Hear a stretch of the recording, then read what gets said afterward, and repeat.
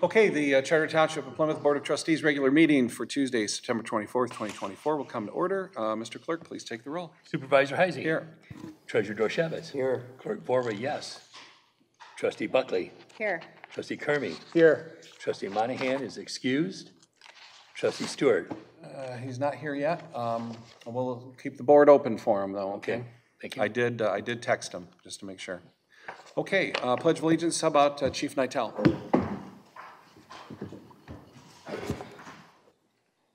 I pledge allegiance to the flag of the United States of America and to the republic for which it stands, one nation, under God, indivisible, with liberty and justice for all. Thank you, Chief. At this point, it is it's still 6 o'clock, and I'm moving that a closed session. No, approval of agenda. Oh, I'm terribly sorry, sir. Approval of the agenda. Mr. Supervisor, Mr. I move Clerk. for the approval of the agenda for Tuesday, September 24, 2024. Motions by Clerk Vorba, second. Second. By Treasurer Dorshevitz. All those in favor signify by saying aye. Aye. Okay, now it's 6:01. And at this time, I would move that a closed session be called for the purpose of discussion of the fire contract negotiations with the Township Labor Attorney in accordance with the Michigan Open Meetings Act, Section MCL 15.2688C. Is there a second? Second. Second by Clerk Vorba. You have to take the roll on this, please. Clerk Borba, yes. Treasurer Dorshevitz. Yes. Supervisor Heising. Yes. Trustee Buckley. Yes. Trustee Kermy. Yes. The motion carries. Okay, so for anybody that's watching at home, we're going to go into closed session now for a while, and then we will emerge at some point, hopefully before 7 o'clock, and we'll get back on with our normal meeting. Until then, I think the camera's going to keep running. We'll edit that later, but there's going to be some dead air time here for a while. And here comes, just for the record, here comes Trustee Stewart. So Good. he is here as well. He is here. Okay. All righty, we're going to come out of closed session. I move that the board return to open session at 6:56 p.m. Is there a second? Second. Second by Clerk Vorba. Mr. Clerk, just please take the roll. Absolutely. Supervisor Heising. Yes. Treasurer Dorshevitz. Yes. Clerk Borba, yes. Trustee Buckley. Yes. Trustee Kermy. Yes. Trustee Stewart. Yes. Okay, item E is approval of the consent agenda. Comments, questions? Mr. Supervisor, Mr. Clerk. I move for the approval of the consent agenda for Tuesday, September 24, 2024. Very good. Is there a second? Second. Second by Trustee Buckley. You will need to take the roll on this. Yeah, absolutely. Trustee Stewart. Yes. Trustee Buckley. Hold on. We're just, for the Consent consent agenda. Consent agenda. Okay. Yes. Trustee Kermy. Yes. Clerk Borba, yes. Treasurer Dorshevitz. Yes. Supervisor Heising. Yes. Motion carries. Okay, item E, public comment, limited to 3 minutes. Mr. Dorshevitz, you want to activate the shot clock there? Sure. The shot clock.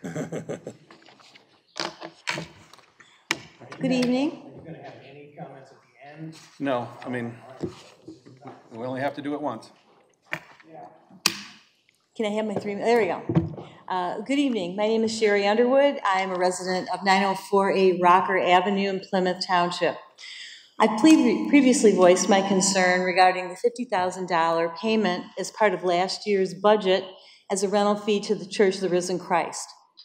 The last time I spoke against what I feel is an exorbitant and unnecessary cost. I feel I didn't focus my concern on the biggest part of the issues that I raise. The $50,000 for 9 days of early voting is the issue.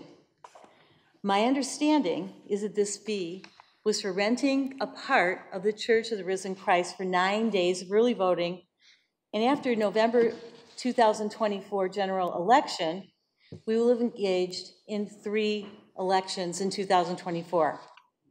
That's 27 days of renting a portion of that facility for a cost of $1,851.85 per day.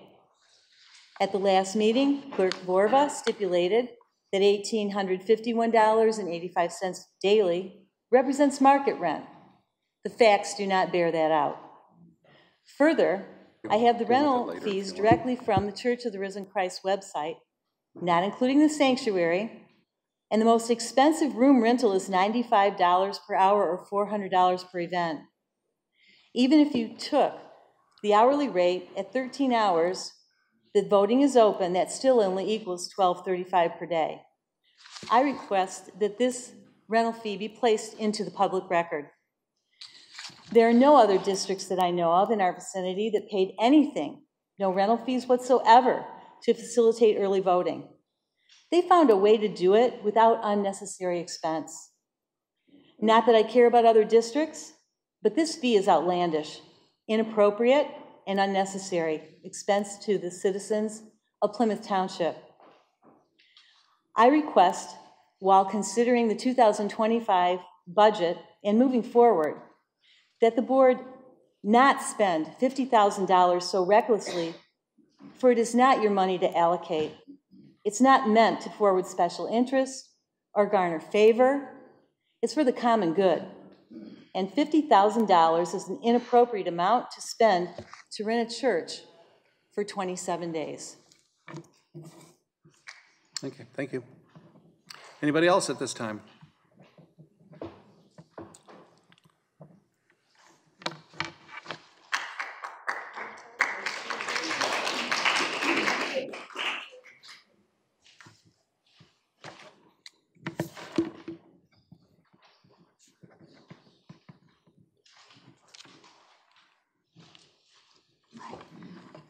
Good evening, all. My name is Carol Hamlin-Walborn. I am the representative of the estate of Dean and Norma Hamlin.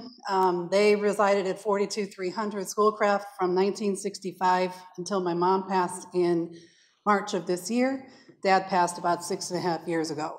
They additionally purchased 42303, which is directly across the street from that property, in 1975. That property butts up against M14 and is the most east property along Schoolcraft Road until it gets too narrow to build. So that is the piece of property. It is directly next door to the Friendship Station that is operated by Plymouth Township.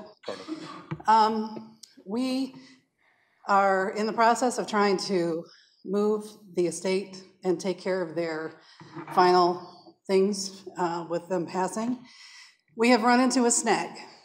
The snag is that for some reason in 2004, someone, whomever it was, took it upon themselves to change the zoning of that property without any notification to us. We have found no documentation.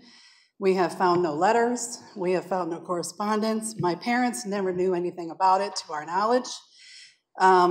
And they've owned it since 1975. So what this means, fast forwarding, is that we have been able to sell my parents' home across the street this year. And we have a buyer, contract in hand, earnest money paid, can't sell.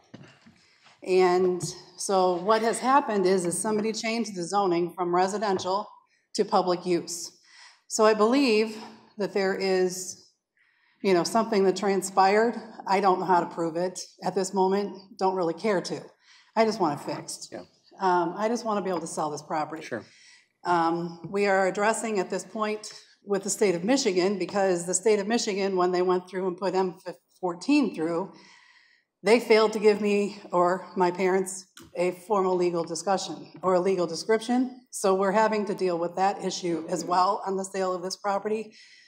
But we need some help from this board and or the zoning board to get this fixed so that we can move forward with selling. So quick question, it's currently zoned public land, I think? Yes. Yeah, and you want it to be R1A? That's correct. So I know you spoke with our attorney tonight, and Yes. we certainly want to clear this up as well. And we have been paying, and I have a paid tax bill. No, I'm not disputing it at all. Okay. I mean, we want to make it right for you. So I've already been in discussions with the attorney about how can we, if there's any way that we can expedite this, but because it is a rezoning request, we still have to follow the law, we still have to notify everybody. Now, if there's a way we can accelerate that process, we're going to certainly look at it, but we're certainly not out to harm you guys at all. We want the sale to go through. We'd love it if we had new residents living there as well. So Okay. We're working on it, and Kevin, I know, is going to get on it right away. I left him my information. Yeah. So, you know, if there is something that is needed from the family, to somebody to stand up at the board, I know Mr. Vorva is on that committee. If we need to appear for that, Yep. if I need to submit paperwork, I just don't know what the process is to do this, so. You know, normally a rezoning would cost you money, but we're not going to, I don't think, if we screwed up, we own that, and we can do the rezoning, I think, without any excessive fee, without any fees or anything like that. So we want to clean it up for you. Thank you.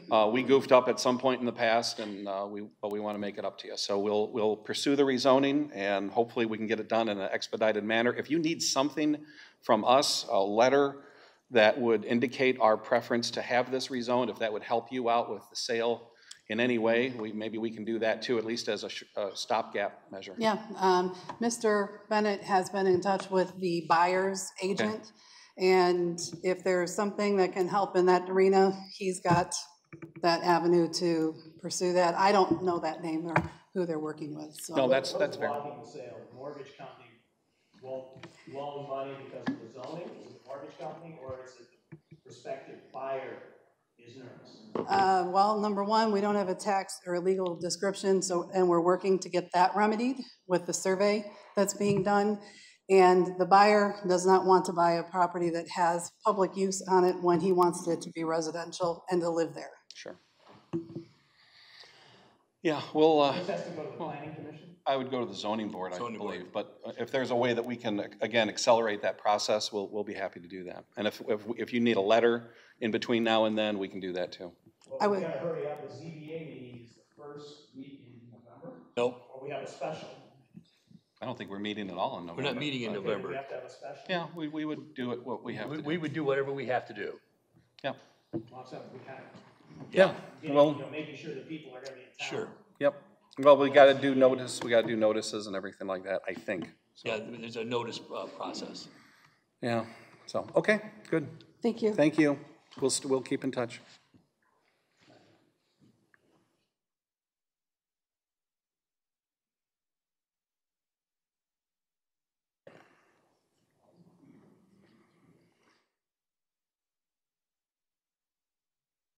My name is Dwayne Zanton.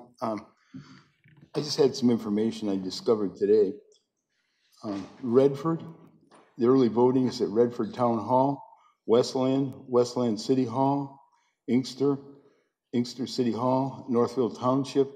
They held it in the lobby at Township Hall. They had no second voting center. Thank you. Okay.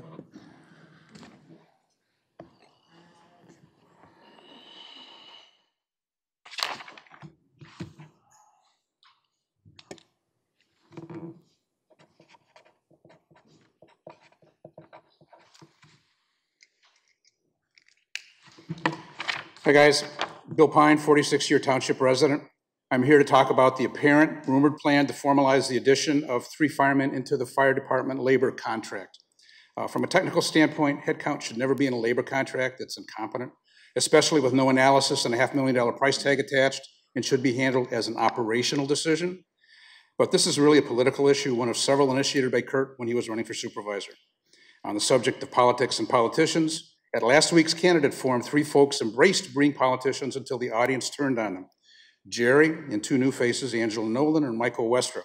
Jen couldn't make it, but also embraced being a politician on her Facebook page. And Kurt, who wasn't there, always talks about being a politician. So what? The candidate forum audience of about 50 people overwhelmingly rejected politicians.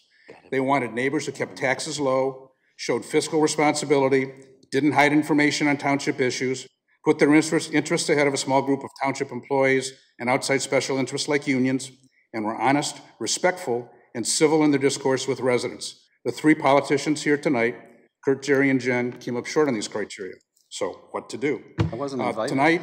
Tonight, I'm going to try something different and use some military analogies to make the point to everyone. Jen, I'm not picking on you. But I want to use our common military backgrounds because you might actually understand my points better than Kurt and Jerry. As veterans, we understand the chain of command. When you joined the board, did you move up or down in the chain of command? Sir, this is not going to be a political Hey, gamesmanship Kurt? session with you. This is Kurt? not Q&A. This is not Kurt? question period. Well, then This I is want to public answer the comment, question. okay? The answer. Let's the not play answer- games. I know my you want to time, play please. games. My time, please. Oh, absolutely. It's your time. It's not my It's not time. our time. It's your time. Thank you. You moved down in the chain of command. The implications of that is that you now have 28,000 bosses you didn't have before. To make this point, I'll use the fireman first responder issue. There are 24 firemen, but I think only 2 of them are residents, your constituents. There are some more policemen. Chief Nightel, I know, lives here, and some policemen, but it's still a small number. There are maybe 25 first responders who live in the township, and you represent them well. The issue is, what do you say to the other 27,975 residents who wonder how you're serving them? And I don't think Kurt and Jerry realize this. They think that they're higher in the chain of command, not lower, and probably have told you the same thing. Moving on, when you were in the service, you were a junior NCO, right? E5? When you dealt with senior NCOs and commissioned officers, there was institutional respect, good manners, polite dialogue, and compliance with performance expectations. I can't believe that you would ever lecture or confront superior officers. The board is essentially in the role of junior NCOs. The residents are the commissioned officers. Please explain this dynamic to Kurt and Jerry. Show them by example so that they can copy your behavior. But anyways, in conclusion, with a labor contract, adding heads in the contract itself probably isn't good. It should be an operational issue. Okay, and your realize time that is the board members are junior NCOs. Your time is up. Thank you. Stop the clock while that was going on. We stopped the clock during that time. I did.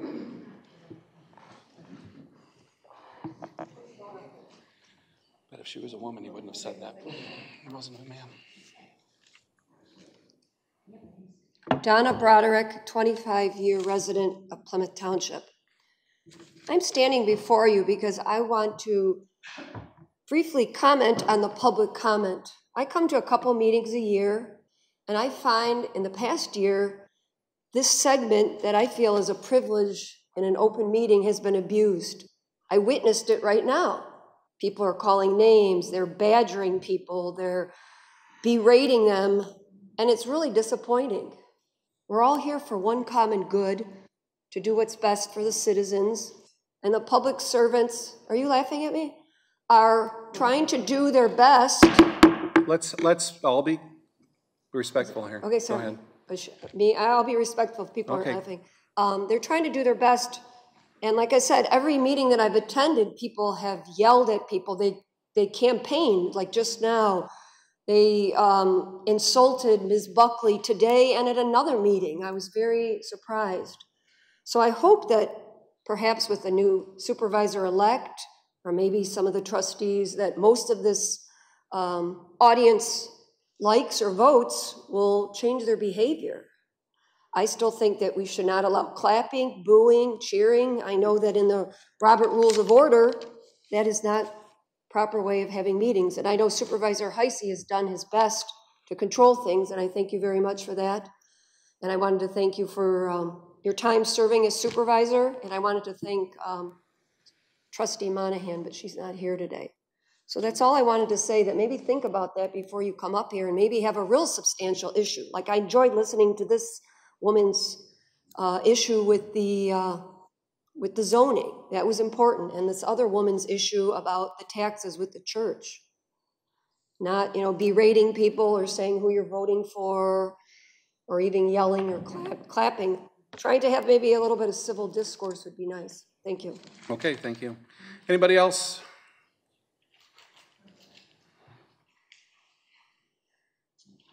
Hello, my name is Eileen Coleman, and I will keep this brief. So apparently you met in closed session about the collective bargaining agreement with the firefighters. Of course, as residents, we don't know what's in that agreement. I will encourage you to vote as individuals for the will of the people, because we did elect you to represent us. I can tell you from a lot of people that I've talked to, they don't want a tax increase. So if this involves a tax increase, I'd be very cautious about voting for it, because there is an election coming up, and the people of Plymouth Township don't want higher taxes. We are in an economic difficult time in history right now, and that's probably the last thing that you should be doing. The people of Plymouth Township, they have not been pleased with many of your decisions. It's impacted their lives. Taxes do impact families' lives. And I would just encourage you to be very careful with your vote. I don't really know what you're voting on because it wasn't really made known to the people of Plymouth Township what it actually is that you are taking your vote for. Okay, thank you. I just do want to say in rebuttal that the agenda for tonight's meeting was posted Friday morning, approximately 8:30 in the morning, and it does contain the agenda action item for the fire contract, as well as a very detailed list of the tentative agreement items that were tentatively agreed to by the union and the township negotiating committee. A hard copy of the red line version of the contract is on file in the clerk's office as well. So.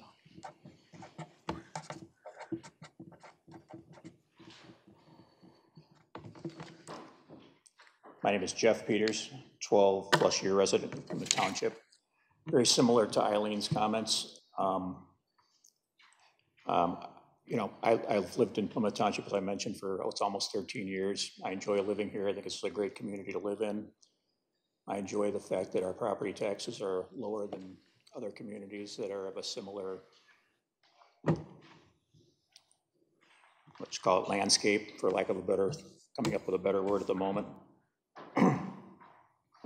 I don't understand a lot. I don't know anything about contract, the fire unions, all this other stuff, so I'm not going to pretend like I do, because I don't. I don't think that most residents understand why we need 3 new firefighters. I think they do understand that we do not want higher property taxes, especially for something that we may not need or don't need, worse yet. And I'm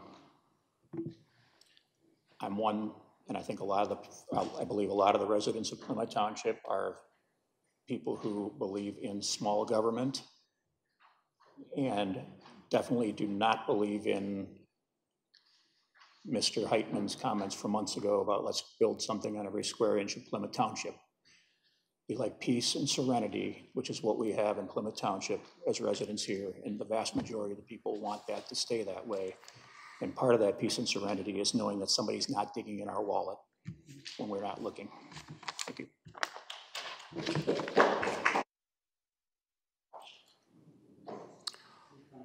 Okay.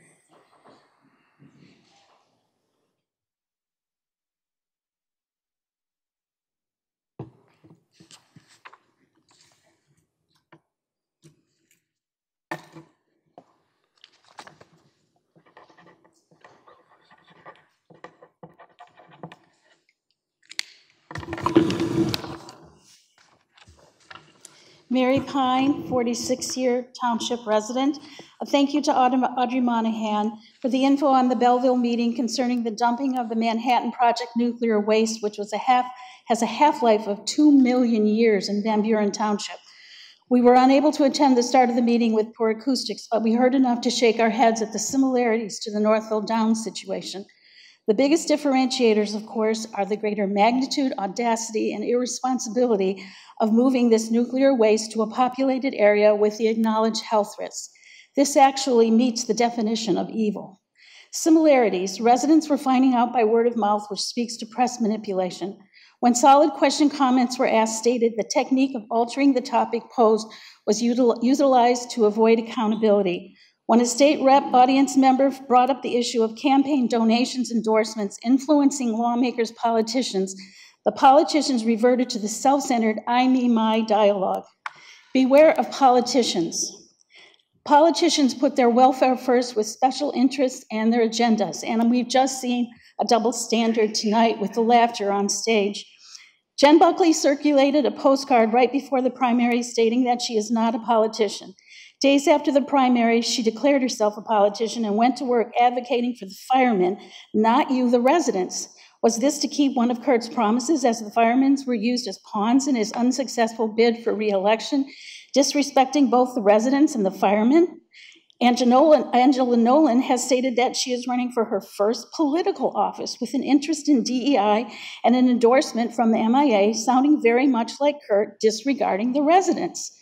Mike Westra sought an endorsement from Matt Colazar, who, even though a township resident, declined to take a stand on Northville Downs and has sent a campaign postcard with a plethora of special interest endorsements obligations. Mike is running on collaboration. If you collaborate on the wrong issue, you still get the wrong answer. Sadly, the $10 million lawsuit is evidence of that. Conversely, Sandy Groth has decades of extremely deep knowledge of the workings of the township, has the residents' best interest at heart, wants your feedback and to work for you, and is respectful of your opinions and right to life, the one you chose when you moved here. Bob Miller acknowledges that the issues of the township are nonpartisan and has the best interests of the community at heart. He and his immediate neighbors are living with poor decisions. John Stewart has listened to the residents early on, objecting to Northville Downs, and clearly cares about the community. Sandy, Bob, and John understand what being a trustee is really about. Please notice that this would require a split ticket, which is allowed in the November election.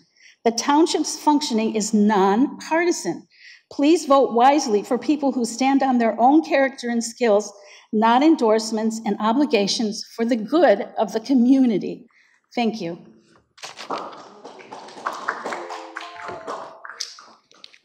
All righty, then we're going to move on to item F1. This is designation of a public hearing for tax-exempt bonds issued by the Arizona Industrial Development Authority for the Great Lakes Senior Living Communities, LLC, also known as Independence Village. If you're confused, then welcome to the club. That's why we have attorney Tom Colas here from Miller Canfield, who is representing Independence Village. This, for some of you on this board, this is not the first time we've had this discussion. Tom can explain the rest. Thank you. So the idea here is the tax code allows for certain tax-exempt entities, nonprofit 501c3 corporations, to get the benefit of tax-exempt financing. They can't issue it directly. They have to go through a governmental body.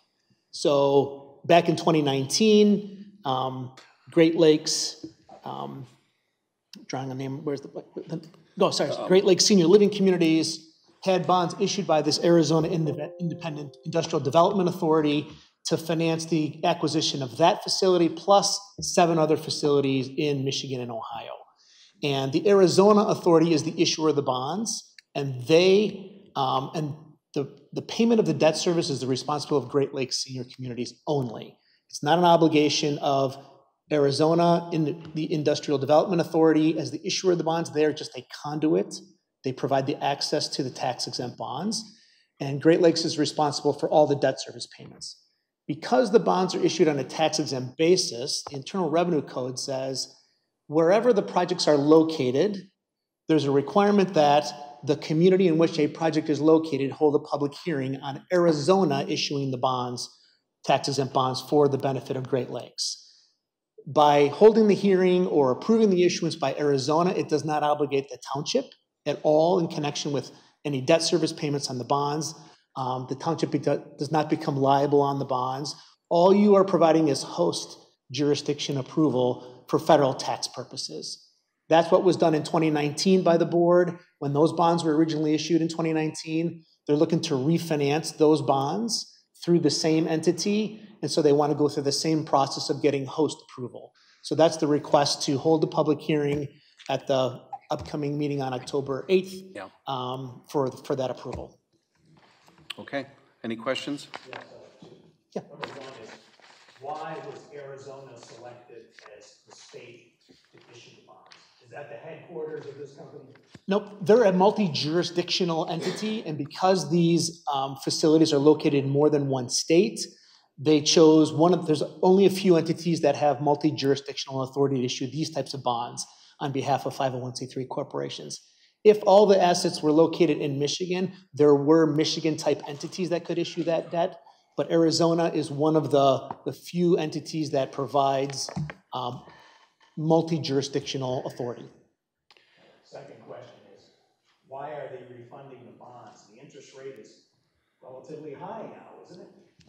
Well, again, with respect to the cost, we're not familiar with the. Get a lower interest rate on the bonds. Not all the time. So sometimes what happens is that you refi based upon the initial term, might have a 5-year commitment, and then you go back and you refinance into another 5-year term or so. Or there might be some conditions under the documentation that you want to refinance for structural purposes versus just a pure interest savings cost. You don't know the reason they're. I don't know the reason, but we can find out. Business decision that they're making, obviously. It's a business decision that the entity is making. So getting back to the notice requirements, do I have to mail out anything? I know this is, So sometimes I have to mail out. the notice is a publication in the paper. Right. Yep. Okay. Which is Sometimes- authorized pursuant to the resolution. As you know, sometimes we have to mail out to taxing jurisdictions. Correct. Not this. Not this one. There's So it'll be nothing. posted in the Detroit Legal News? Yes. Only? Yes. And out in front. And out in front. And Yeah. message board? Yes. Right. And we'll do Okay. that tomorrow. Any other questions from anybody up here? Okay, then, you want somebody to make that motion? Okay. I move to approve resolution. Sorry. 2024-09-24-58, calling for public hearing regarding the proposed issuance by the Arizona Industrial Development Authority of tax-exempt bonds for Great Lakes Senior Living Communities, LLC, parenthesis, Independence Village. Second. Okay, motion is made by trustee Carmy, seconded by clerk Ford. But Mr. Clerk, please take the roll. Supervisor Heising. Yes. Trustee Stewart. Yes. Treasurer Dorchevitz. Yes. Trustee Buckley. Yes. Trustee Kermy. Yes. Clerk Borba, yes. Okay. Motion carries. So on October 8th, we'll do the public hearing, and then we'll do the vote that night as well. Now, somebody from your office will be here, just in Yes. case? Okay. But I don't anticipate any issues, so. Yep. Okay, Very thanks. good, thank you. So who's paying your fee? Great Lakes. To assist, so we're working with them. There's 5 other jurisdictions in Michigan that are going through the same process that the township is. Again, the facilities that are located in Michigan, they want us to help facilitate because we have familiarity with a lot of the local jurisdictions. That's why So your firm is handling all the Michigan locations? Yeah, at least the host jurisdiction approvals, that's correct. We're not involved with the bond issue at all with respect to the issuance of the bonds. That's a separate firm out of Indianapolis that is actually working on the bond issue itself. Thank you. Okay, thank you. Item F2 is collective bargaining agreement with Plymouth Township Professional Firefighters Association. We've met in closed session earlier this evening, and we do have John Clark, our labor attorney, here with us. Of course, we have Chief Conley and Finance Director Cutie as well. I mean, I've said all my piece in the closed session, so I don't know if anybody wants to say anything now or if somebody wants to make a motion. It's up to you. Yeah, I'd like to say a few comments. So just recently, in the last couple of weeks, I met with Senator Tom Cotton from Arkansas on a Veterans Roundtable. I was invited there as well as other veterans, and the point of the roundtable was to hear from the veterans themselves, the boots on the ground, what it is that they could do back in legislature and Congress to help those veterans. And how do you go about doing that? You talk to the people, okay? So the accusation that I'm just for firefighters, I kind of resent that statement because I'm doing my job. Went to the firefighters on multiple occasions, spent hours with them to hear from them, from the horse's mouth. Why do we need extra firefighters? Is it just some random number being pulled out of thin air? Or is there an actual need? And the case that they made was significant. What you people don't understand, because you're not taking the time to listen to them, is that on multiple occasions, several times a week, we have occasions where the firefighters, AKA paramedics, are out administering to your needs and your safety. But should a fire break out, they're not able to go and fight that because they're so low staffed, okay? Every single firefighter that I talked to said that their #1 priority was you, your safety. They wanted to be able to take care of you and your needs. And that's why I'm going to be voting yes. Okay, So, anybody else? Yeah, I'll make a few comments, kind of in response to that, is that for the last 2 years, we've talked about how 24 firefighters was full staffing, and we built a budget around that. We bragged about that. We said 24 is the number. Now the number changes. And the number's always gonna change. If it goes to 27, the next time the number will be 30. It will always change. I'm voting no because I don't think we can afford this contract. It's very generous in a lot of areas. And I think it will not be affordable given the fact that our expenditures are balanced with our revenue, and we do not have additional revenue streams in the foreseeable future to pay for this contract. Okay. Anybody else on the board? I will be voting no because I don't want 3 firemen best efforts in the contract. I am willing to work with these people who have our interests in mind. We will make adjustments as needed, but I do not want a guaranteed tax increase or hands tied by management. The wage increases and the benefit increases are good. I want to give those to these people, including the $3,000 signing bonus, but I do not want to have a provision that specifically says how many people we will hire or make best efforts to hire. And to clarify, that's the part that we can't afford. Yes. That I referred to. That's about $400,000 to $500,000 a year if you had 3 people. If you took all 3. That's 1.6 to $2 million over 4 years. It's about $250,000 Yeah. in taxes. Okay, anybody else? Yes, John. The case for need appears to have been made. Increased number of calls has significantly increased. I'm told I'm not allowed to disclose figures, but I worked for the Michigan Municipal League and Wage and Salary, and we were able to compare what other publicly, and after the contract is adopted, you can compare what a firefighter, what a police officer is paid in Canton, Westland, Livonia, Northville, immediate adjacent communities of the likewise density. We are not generous. We need to approach market.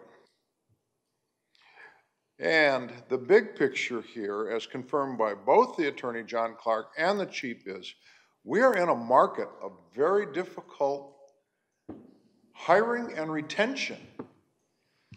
And I hope we're not like teachers, I mean, because we give a lot of credibility and respect to our firefighters.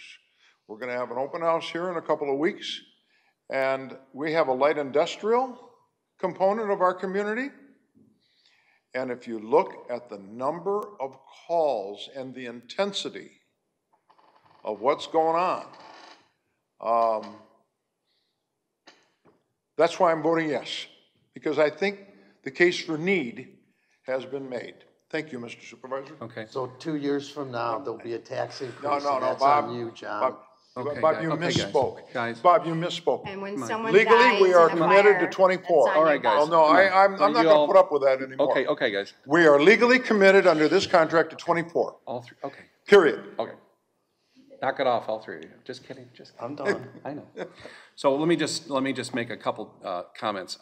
The red line version of the contract, which is hard copies in the clerk's office, that has been amended. It was amended today, frankly, at my request, to reflect the fact that the township would use, over the next 4 years, the township would use its best efforts to hire 3 new firefighters, 3 additional firefighters. So I'm just going to leave it at that. Again, we talked about the pros and cons of that language in closed session, and I'll leave it at that. That being said, I move that the Board of Trustees approve the collective bargaining agreement with the Plymouth Township Professional Firefighters Association, IAFF Local 1496, for a term beginning April 1st, 2024, and ending March 31st, 2028. Is there a second? Second. Second by Trustee Buckley. Mr. Clerk, please take the roll. Trustee Kermy. No. Treasurer Dorshevitz. No. Supervisor Heisey. Yes. Trustee Stewart. Yes. Trustee Buckley. Yes. Clerk Borba, yes. Motion carries. Okay, thank you. Next item is item F3. This is budget discussion regarding our general fund. So you may recall at our last board meeting, the police and fire got up and did their presentations. So tonight it's going to be mostly Finance Director Elizabeth Cuddy along with Deputy Finance Director Carol Rochon. And Liz is going to be, where are you going to be tonight, Liz? You're going to be at the podium or you want to be? No, right there. I was going to sit here, but I need to switch the. I got to switch it over to. You got to switch it over. Okay, no problem. So Liz is going to be taking care of this from her desk there because she's got a lot of charts and graphs in front of her, and it's a lot easier for her to get to things and answer questions. Questions will also be responded to, if necessary, by myself, Jerry, and Bob, because we're the, we've had a hand in putting this together as well. So Liz, can you control it at this point? Yep. Mm-hmm. You want to break it out? There you go. Okay. Okay.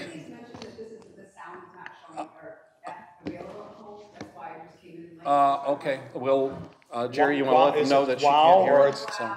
Yeah, WOW is no longer covering, is probably no longer carrying these meetings. Okay. Okay. Well, Jerry. WOW has made some changes recently, and so we're going to be YouTubing it. It's not working on her. Huh. Well, we'll have to work on that. I know Sue is watching upstairs, and so she can take a look at that and troubleshoot that. But we will play it. Yeah, we'll get it on YouTube eventually. It's in the cloud right now. So. All right, Liz, you want to kick this off? Yep.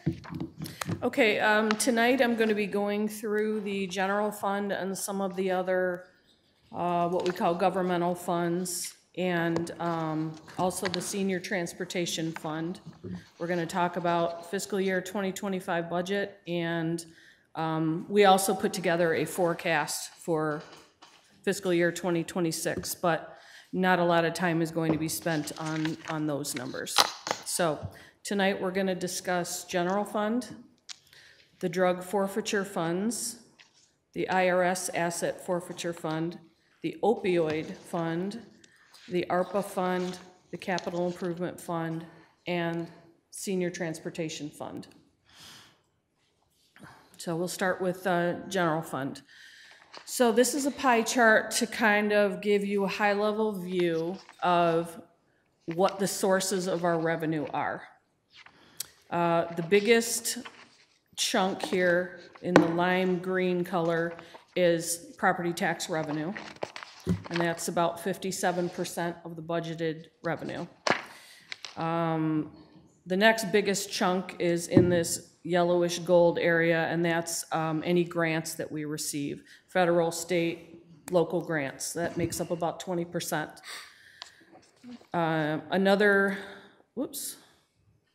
The third largest category would be here in this darker green, program revenue or charges for services, such as building permits and things like that.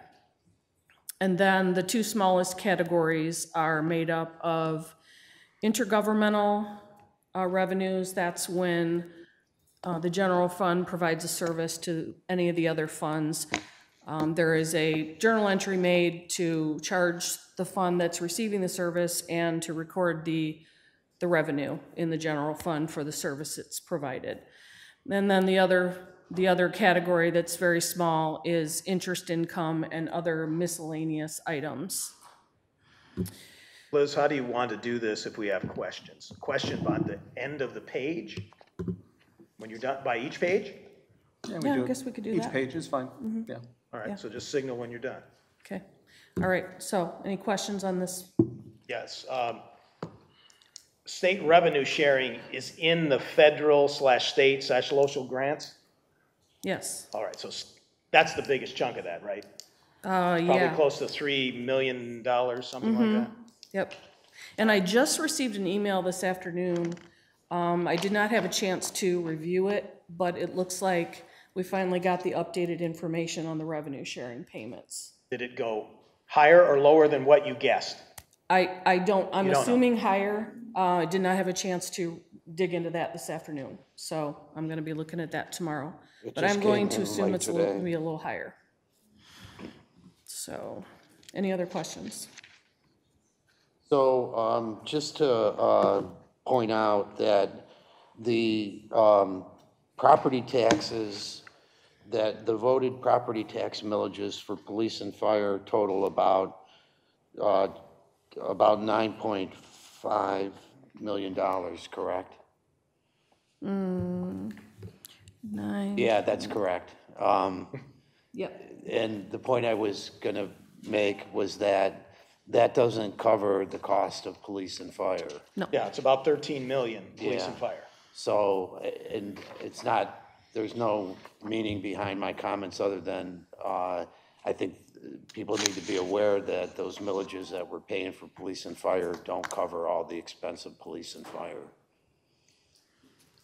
I would just say that the millage from 2018 that I supported was never intended to fully fund them. It was for specific projects and pension and legacy OPEB. costs. Yeah, I'm aware of that. Okay, I mean, just, you know.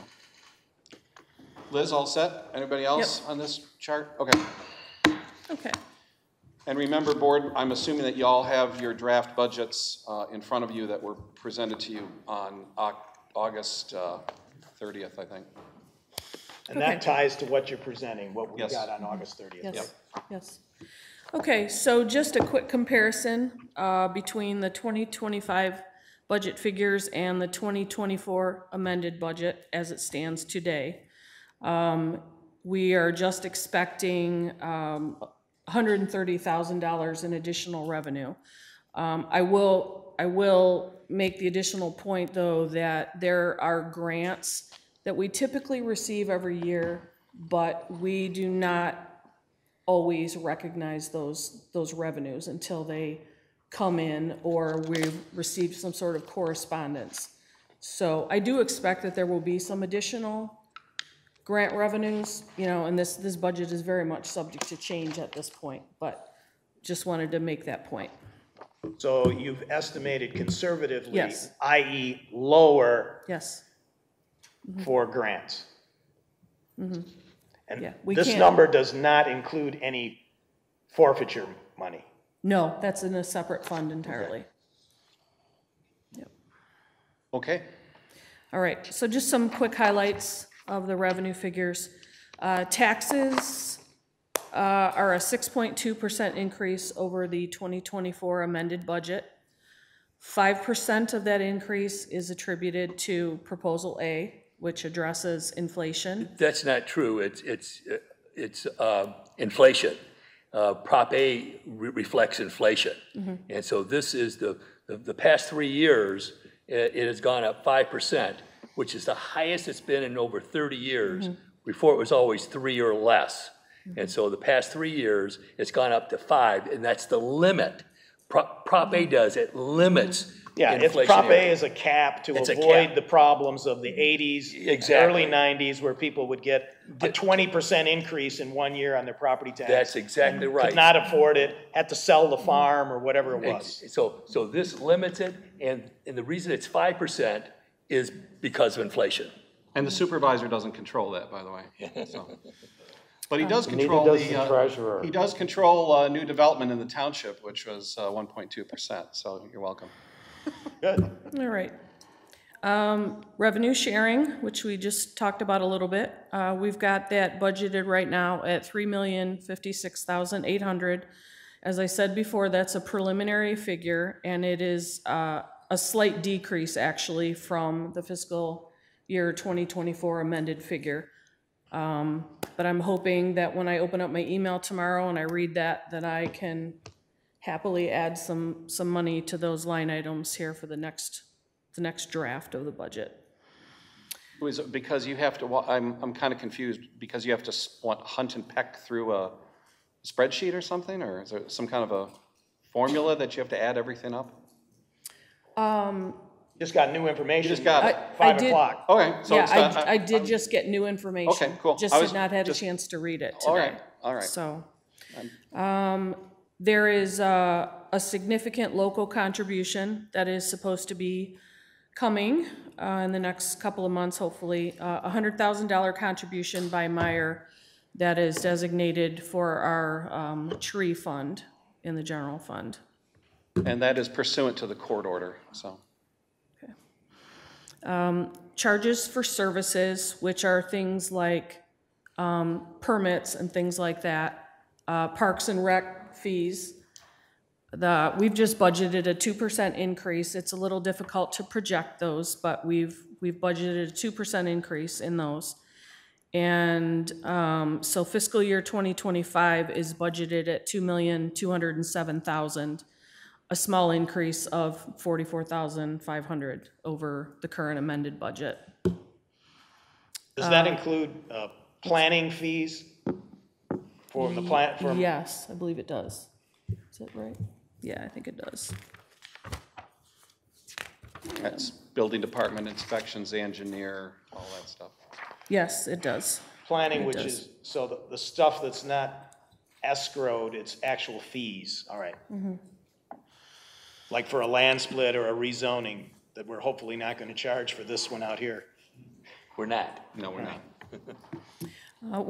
We are expecting another contribution by Pulte to go into the sidewalk fund, and that is supposed to be for $100,000. Which Pulte development is that? That's the one on Sheldon Road. That's pursuant to the planned unit development agreement. Oh, the carve out from St. John's. Correct. The one on Sheldon Road, yeah.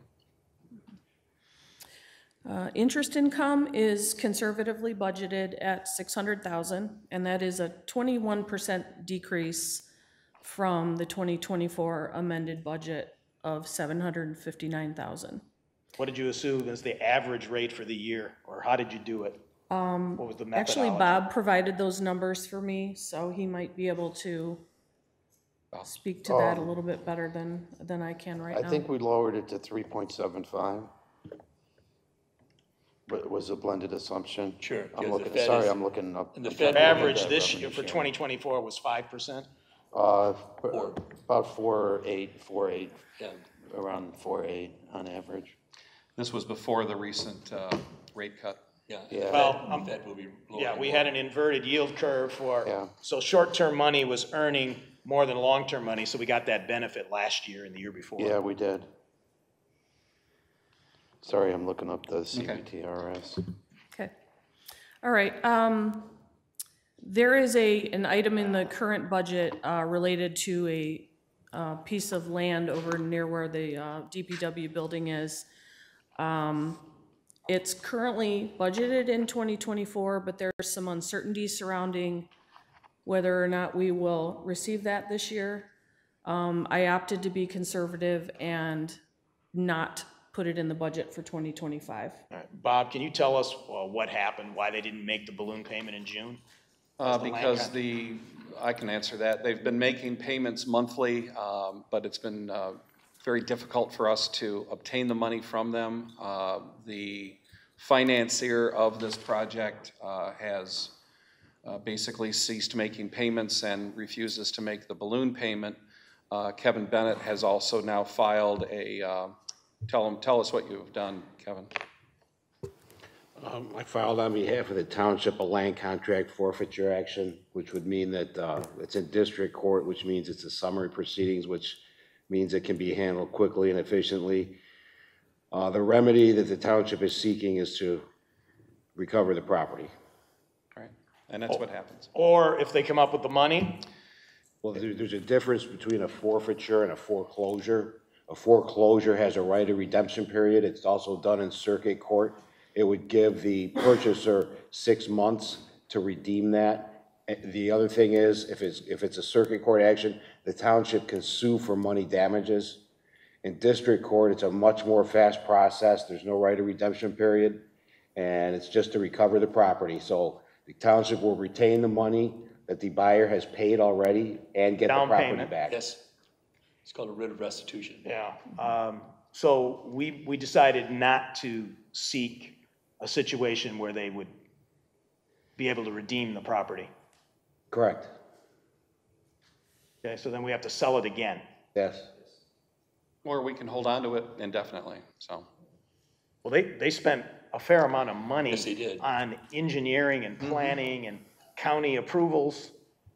So I would think they'd want to redeem it. Yeah, they've also paid substantial monies as part of the monthly purchase installment payments. Over 100,000. But to redeem it, they have to come up with the balloon payment. Yes. And So- back interest, right? Do they probably owe some interest? Yeah, It'd be nice if they'd redeem it or come up with the money. Be really nice. well, Just get rid of this thing. maybe they don't have it. Yeah. Oh, I think they have it. I think. Maybe they don't want to try- spend it. I would say try again next year. I think this is more of a, personality. Gamesmanship. I Hey, think Liz, there's some serious gamesmanship. Back on the, I know we got a lot to move through here. Yep. Back on the previous question, it looks like the number on that email that came in late today is 3.143 million 3.143. versus her budget number of 3.056. So it's close. Yeah. It's under 100,000. Better than the other way. Yeah. Yeah. Okay, all set Okay. then on this slide. We're going to move on. Okay. All right. Here's another nice little pie chart, breaking out the expenses by category. The biggest portion here is salaries, wages, and employer-paid taxes, and that comprises 47% of this $22 million expense budget. How much of this labor agreement is in there that we just approved? Good question. I have the last offer that we made back in August, which included the wage increases and The 604 some of the other pay and all terms, that, yeah. is baked into this All right, budget. so, Yeah. the majority of the. The majority of what you all were talking about The 24 tonight. people are in there. Yes. Correct. The 24 people Correct. with a wage increase Yes. of Yep. 4% and other benefit increase, the 6.2 for paramedic, all of that. Actually, the only thing that did not change was the ALS bonus.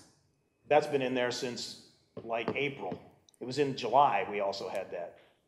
Well, we ended up, because of the disagreements over the last, when the contract was brought to us before,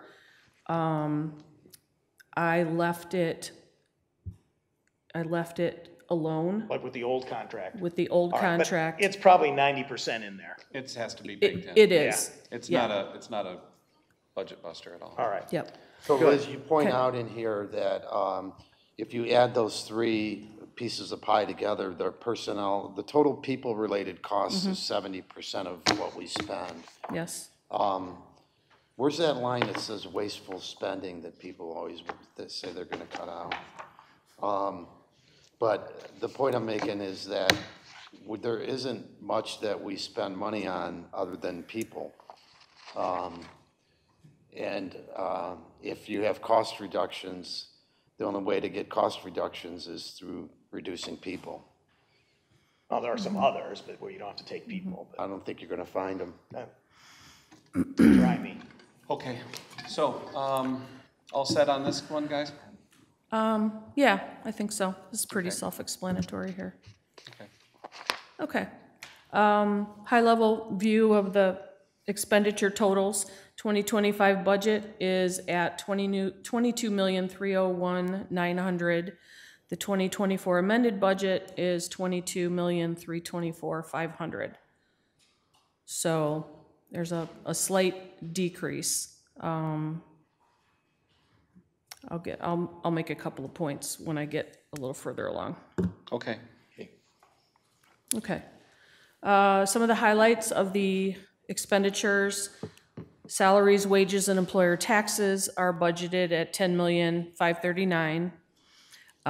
This reflects, when you add all of the wages together, it reflects a 2.1% increase over the current amended budget.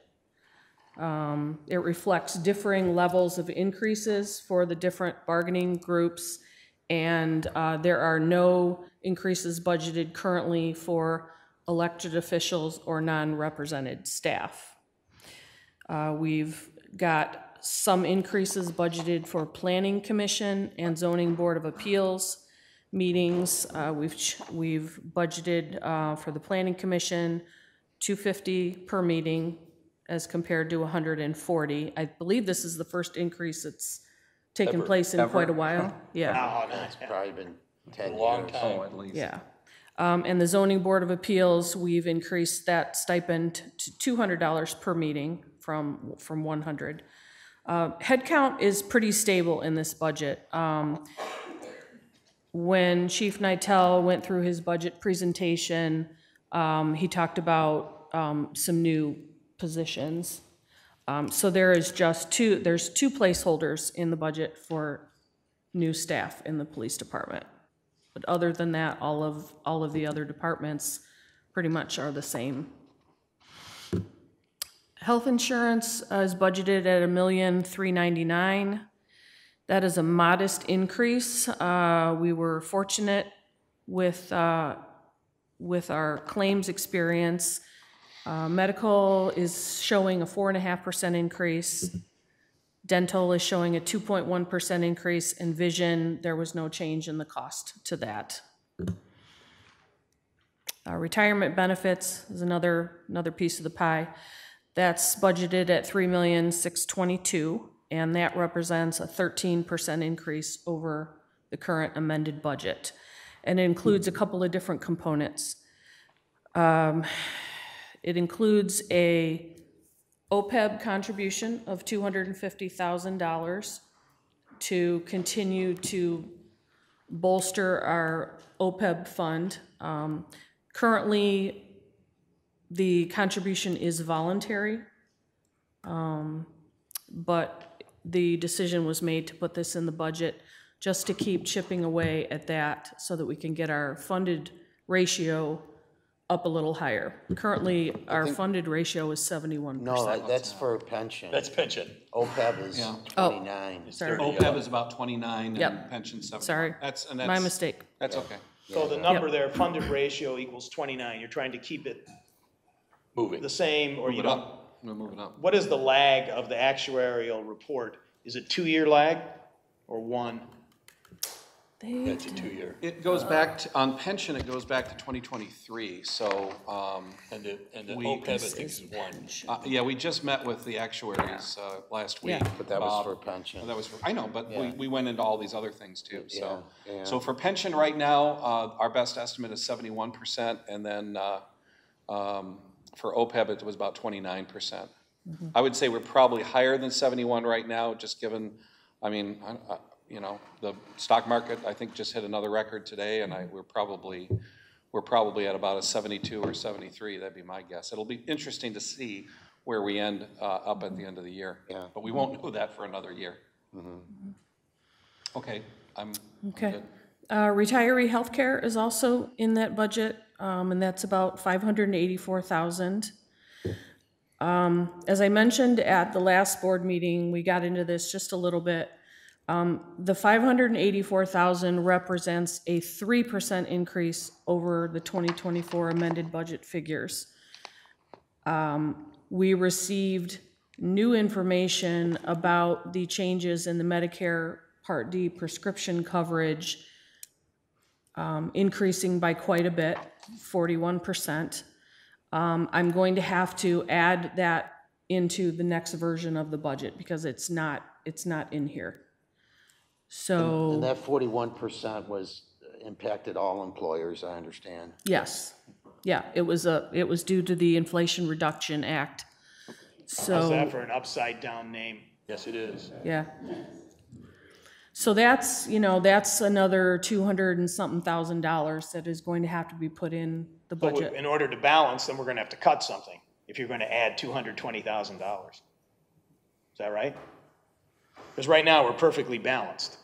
Or to see what the revenue is after we, as we move along. That's in the budget. Yeah. She said, I didn't think the 218 was in the budget. No, it is not in the budget. It is not in this version of the budget. Do you know if that is the real number or is that an estimate right now? I mean, when do we get billed for this by the feds? Each month, don't you get billed? That's for starting in 2025. So, Okay, yeah. It's in the premium each month? It's gotta be. They're not gonna ask you for a lump sum. No. I haven't dug into it a lot But it's up gonna, to this it's gonna point. happen over the course of the year. Yeah, over the course of 12 months, you'll Yes. expend something like $220,000 extra. Yes. We have our defined benefit plan contributions in the amount of $1,973,000, and that's about a 16% increase over where we are currently in our amended budget this year. These contributions are calculated by the actuary, and they are set in place by MERS, and we are required to make those contributions. So we don't have a lot of control over that. Now that fund, that'll be substantially paid off by end of 2027. Probably 2030.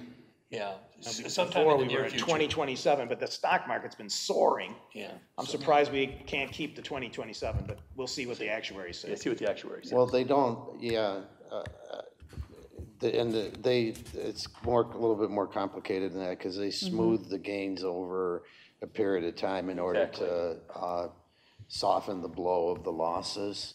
So they have a smoothing formula. And then in addition to that, because their strategy contains an element of principal protection, they're not going to get the gains of the stock market because they're Yeah, they're not taking that big of a risk of 100% in the market. It's liquidity, risk management, and yield that have to come together. Okay, anybody else on this one? Okay. We're gonna move on. And then the defined contribution plan contributions, those are the employer match piece, and that's 15% of an employee's salary, and that's the plan that the newer employees are in.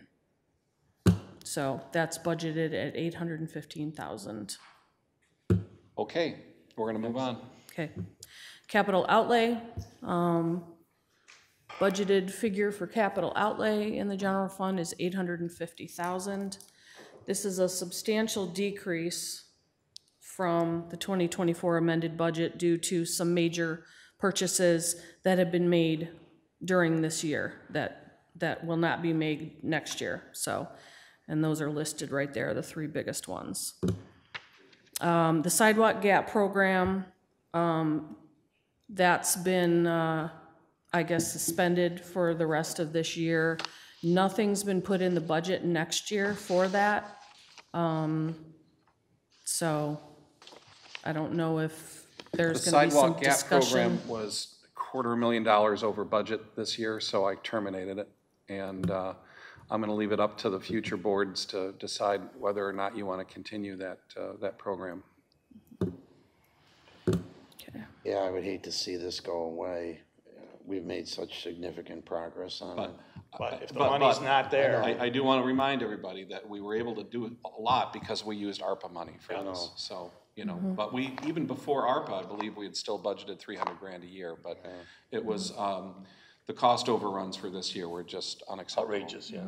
Well, That was gonna be Powell Road between. We did it, we didn't do any, I thought we suspended No, we suspended the sidewalk repair. replacement program, Not the yes. gap. But that sidewalk gap is the larger area. So which was our biggest gap program in 2024? It was supposed to be the Powell Road sidewalk between Beck eastward towards. So we didn't pour that concrete. No. So we poured no gap concrete in 2024. Yeah, I think. No, unless we were just He's wrapping shaking his up. head. I'm confused. Hold on, unless we were wrapping something up, but Jeremy, you want to answer that? No, we did not do a GAP program this year. The GAP program was intended to be Powell Road on the north side from Beck to the west. The main reason is in order to get to that next section where there is sidewalk, it was more than what we could physically afford within the budget. So we could have either stopped it halfway, which probably wouldn't have made a lot of sense, or wait till we have enough budget. Just for that one segment that doesn't have sidewalk? Yeah, there's a subdivision just west of Beck. It's that first subdivision there that it would be from, but yeah, Oh, essentially that would have taken the On sidewalk. the north side of Beck, not on the south side of, north side of Powell. The bid that went out was actually for the north side, which is the bigger gap, and there's one section of sidewalk on the south side. Yeah. We were able to secure that easement, and we were gonna pour that sidewalk too. Yeah, so the segment that is missing on the south side is not gonna get filled in. No, it would.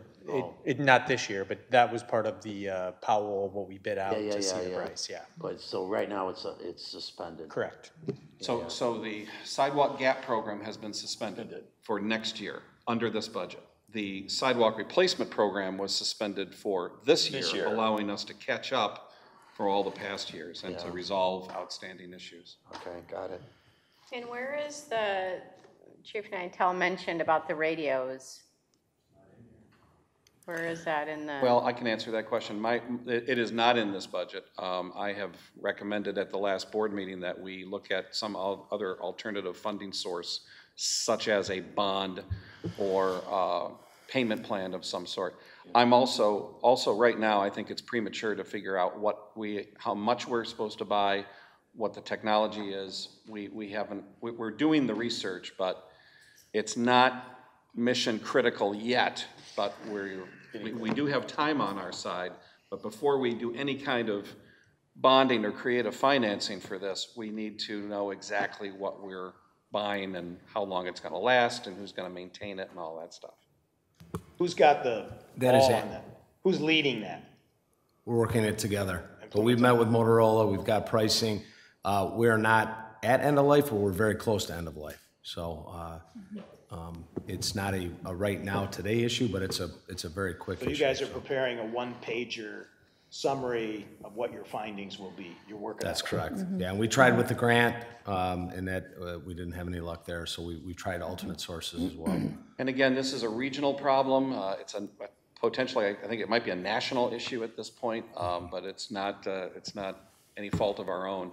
And as you look at creativity and financing, I mean, I don't know, maybe some kind of regional financing might be. Conference of Western Wayne is working this also? Yeah. They have been, and the amount of money they've been able to pony up is not. They've been looking for grants, but because we are considered a wealthy community, it's highly unlikely that we would see any of that grant money. Okay, are we all set for the next slide then? Yeah. This is it? Okay. These items here, I'm not going to really talk about. They were discussed during the meeting on the 10th. Right. So this should all look somewhat familiar to you. Okay. Okay. Just a quick note about the other expense category. Not much change there.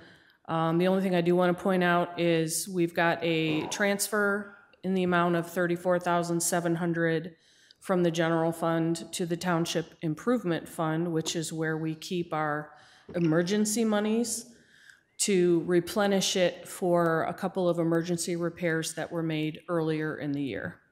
Now that's discretionary, the $34,700.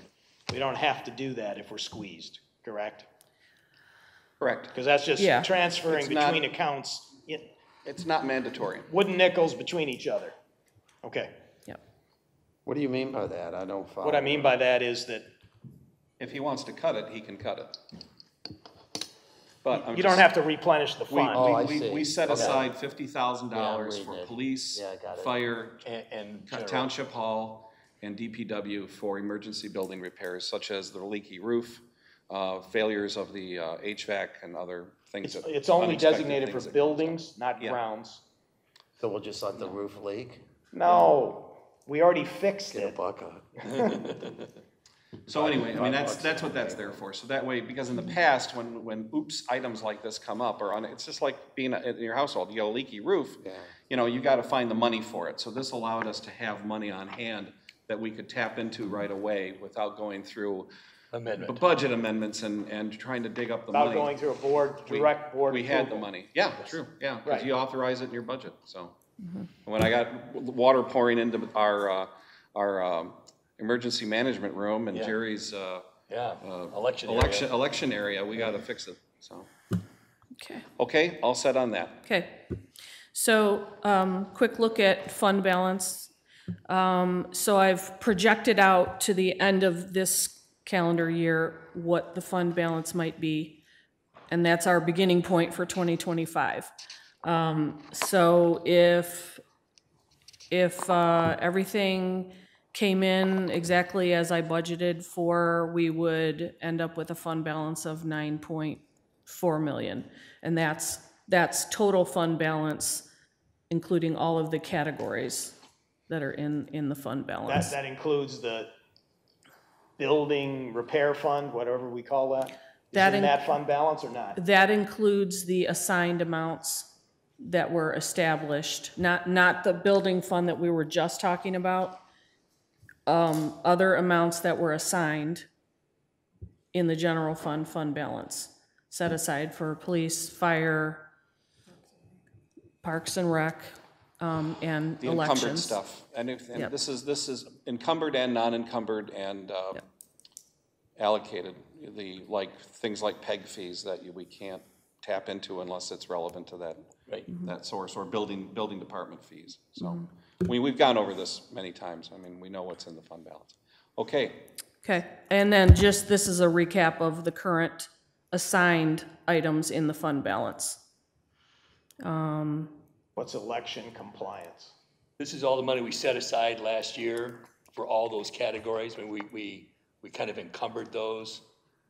Do you expect to spend it? No, this is probably already spent. This is, that was assigned at 1/1/24. So we encumbered that in 23 for the 24 area. Now I've billed the state for, the early voting centers and stuff like that for the presidential primary. I billed them for $171,000. Not yet, but I billed them for it. So on this item here, I am recommending that we unencumber police, fire, because the police and fire contracts have now been settled. The Township Hall capital improvement, we just talked about that. That's the $50,000 for those 5 units. As far as recreation, it's really your call when you vote on this budget, but what's in that 350? It's money that we just earmarked for recreation projects. So that could be improvements at the park, it could be in our parks, it could be the sidewalk gap program. I mean, it's You could use it to repair the fence at the park if we had to. Where's the fence broken at the park? What adjoins the golf course, it's all ripped up. Yeah, it's been like that for decades. Yeah, for decades. I would use the golf course money for that personally. Okay. I thought it had been fixed, but your information may be more accurate. Anyway, so that's how we've done the fund balance assignments. All set on that? Yep.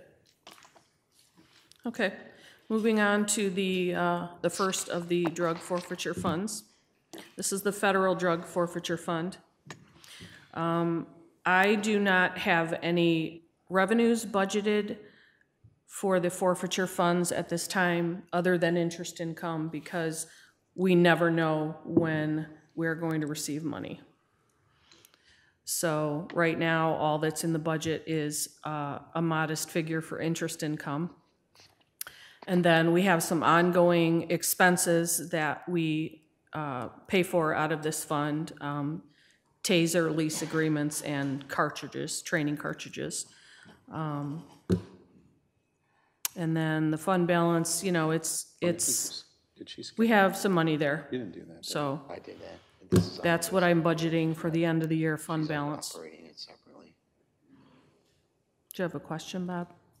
Yeah, I was just looking at your next slide. There it is. Well, so who's controlling the slideshow? He's controlling it, but I have it up on this computer. He's doing both. That's why I keep looking down. Are I'm looking at your presentation on the computer. Okay. It's a dual system. All right. That's why Just don't change the numbers. That's why I wasn't looking up at anyone. Any questions on that? Oops. No. Okay. All right. The state drug forfeiture fund. Again, I'm not recognizing any revenues because we never know when we will receive any. So, is there anything brewing that would potentially grow that number in any significant way? Chief, what can you tell us without getting into operational matters? No, like what are the odds of it with going up? Is it 5% or 80% that number is going to grow? The number rises, they're case specific. So we have our hands on numerous cases, but until they're adjudicated, and I'm reluctant to give any type of number because it will there's go up because percentages. some may yield some. Yeah, history would say yes, they would go up. I think in the 2013, 2014, 2015 case, several of the cases were very significant. Plymouth Township was involved with those. I'm familiar with them. When I was with the city of Farmington Hills, we were also involved with those cases. But forfeiture in our area has been down over the last 2-3 years. So That's good. That's fewer criminals. Well, we've seen a decrease because of marijuana legalization. That has impacted it. That's the biggest component, in my opinion. We're no longer addicted to drug money. Nope. They're no longer. So we got to get off it. And Kirby's meth lab has been shut down. Okay, next. Okay. Who's gonna talk So fund balance slide here looks just like the other one. Projecting an end of the year 2025 fund balance of $201,000. That's if we do not receive any forfeiture revenues in fiscal year 2025. So it can only go up from here. Yeah, so.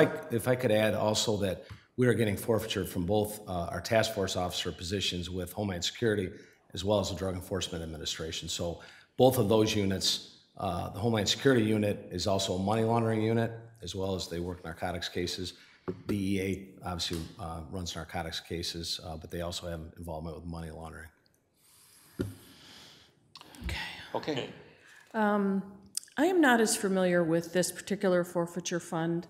And it also doesn't have a lot. Yeah, I can compliment there, on that. I think there's about 60,000 in there. That was a case from I believe it was 2014, 2015. IRS involved with a narcotics seizure. The township got money for that. That fund we've used for the computer leases as well as the taser. So annually we reduced that fund, but that fund has not seen any money go into it. I think dating back to 2014. Mm-hmm. And it has approximately 60,000 in the balance? Yes. Yeah, right there, yes, sir. Yep. Okay. Yep. Moving on. Okay, opioid settlement fund. This is just a quick slide to refresh everybody on the allowable uses of funds. This list is not exhaustive. This is just some of the items I picked out. The funds can be used for training and education for first responders, medications that first responders can administer to folks who have overdosed, community education programs, treatment and recovery support services. It's a pretty long list of allowable uses of funds. Back up a little bit there. Apparently, fentanyl, to reverse fentanyl, takes a much stronger or different type of Narcan or whatever it is. But I would like the chiefs and us, we need to have a community brainstorm on what is the best place to use this money. Apparently there is millions that has gone unspent in the country that is sitting in bank accounts. So we've got, what, 60,000 in there? Something like that? We're spending ours, though. I mean, well, yeah, we've received 60,000 so far. You're talking about big cities that are getting millions of dollars, Right. and they truly don't know how to spend it, or they're spending it on stuff that they shouldn't be. Yeah, it's based on data on the amount of overdoses per community, things like that. It's Right. Well, I'd like to, maybe we can come up with something creative way to use what little money we have that leverages it to the max. Absolutely. So that we get the most benefit for what little we get. Thank goodness we don't have that many overdoses. That's maybe why our number is low. The funding that we've used so far has been based on educating our youth, educating our public, as well as there was some equipment that within the parameters that we were able to purchase, AEDs, those type of things. So, and we also used, when we have our One Pill Can Kill presentations, our Operation Take Back, overtime that we incur from that can also be used for that out of that fund as well. So, and the Families Against Narcotics. They may have some ideas also. Chuck, there's a lot of groups that got their hands out, and I'm not specifically that group, but I've had We already meetings. gave them something. Yeah, I've had meetings with a lot of different groups, so there's a lot that have options. A lot are for treatment after the fact. You know, we don't have, some of the communities, Canton, for example, you know, they have a social work. They fund a social worker position, but they're getting hundreds of thousands of dollars every year. So they were able to have that social worker embedded in the police department. We're not getting enough funds to have to hire somebody, for example. But yeah, so. All right. I just want to figure out a way to maximize what little we have to get the best benefit. I'm not smart enough to know, but we'll find out. Okay.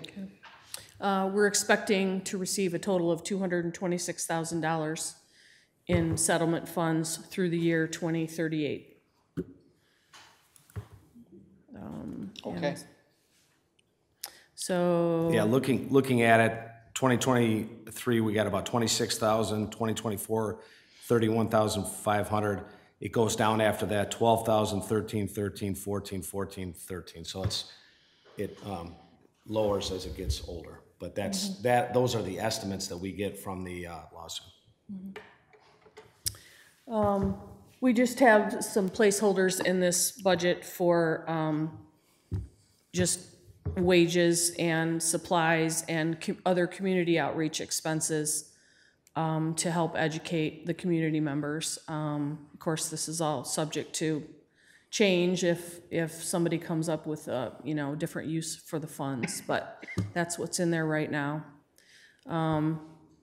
Looking at a projected or budgeted ending fund balance at the end of 2025 of approximately $43,000. So, any questions? Okay. ARPA fund. We received a total of $2.8 million in ARPA funding starting in 2021. All of those funds have been obligated and expended on these projects here that have been listed. We have a small amount of residual funds left over in that fund, mainly due to interest income. And we are allowed to use that for any purpose we'd like, now that the actual ARPA funds have been expended and it's just interest income in there. So there's some discussion about using the remaining funds for things for the fire department at this point in time. Chief Conley, what are those things that you're considering?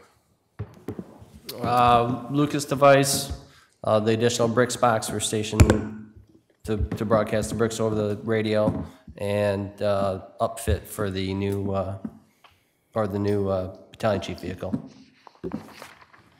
How much is to offset the cost of that. The F-350. Yeah. What was the first item you said? It started with an L? Lucas device, that's the CPR device. You use that on an ambulance, or you have it somewhere else? We use it on the ambulances. Okay, all set. So we're projecting that sometime in 2025, we will use up all those residual funds and there will be nothing left in this fund balance. So. Okay. All right. Capital Improvement Fund. This fund was established to set aside monies for emergency purposes. We touched on that a little while ago. We have sequestered funds for police, fire, parks and rec, and general purpose, and it's only to be used for very emergent items, critical items.